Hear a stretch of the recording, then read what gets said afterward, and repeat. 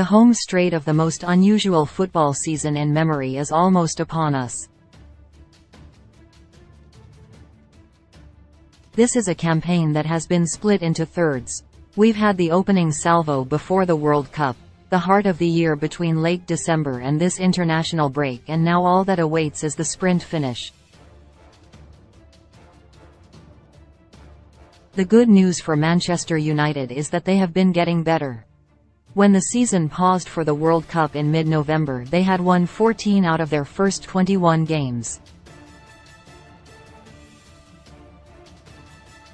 After losing to Brighton and Brentford in Erik ten Hag's first 2 matches in charge, it was a respectable recovery.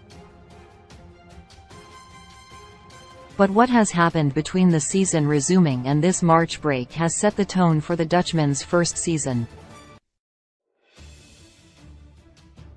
Harry Maguire might be something of a forgotten club captain, having started only 12 times this season, but when he spoke to reporters after the Carabao Cup final success, he summed the narrative arc of this season up pretty well.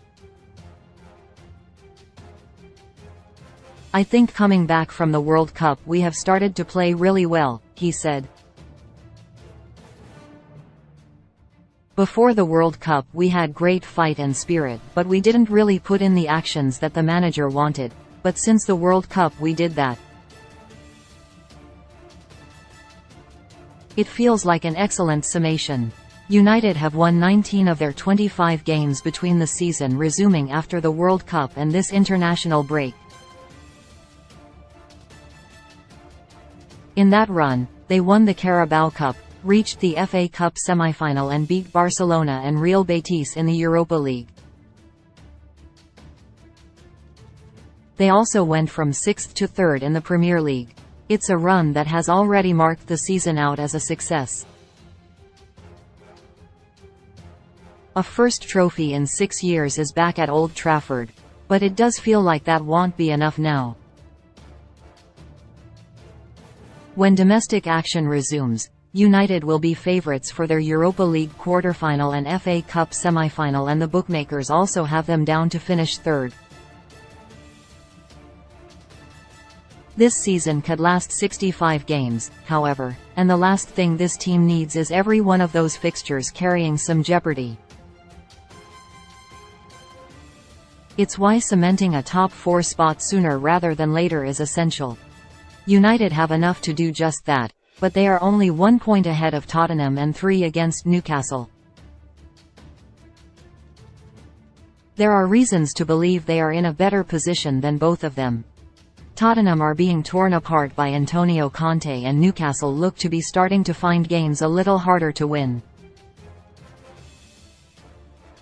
Things can change, however. Newcastle will benefit from the break, and the prospect of a Tottenham revival without Conte is very real.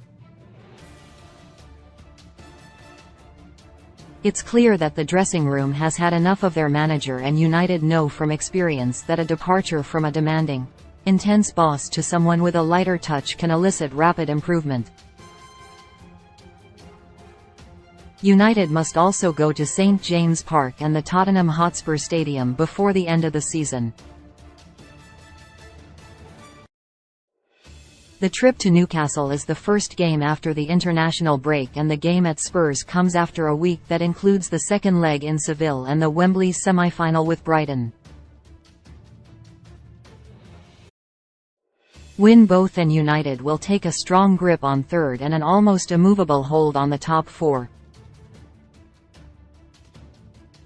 It should allow Ten Hag to start rotating for the final weeks of the season.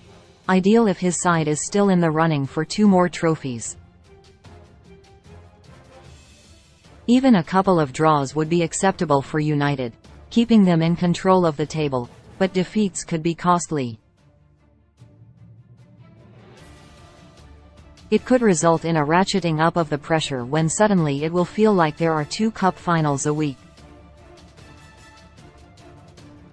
United used the first third of the season to steady themselves under Ten Hag. They've used the middle section to put themselves in an excellent position. Now it's time to finish the job. They will find it a lot easier to do with positive results against the chasing pack.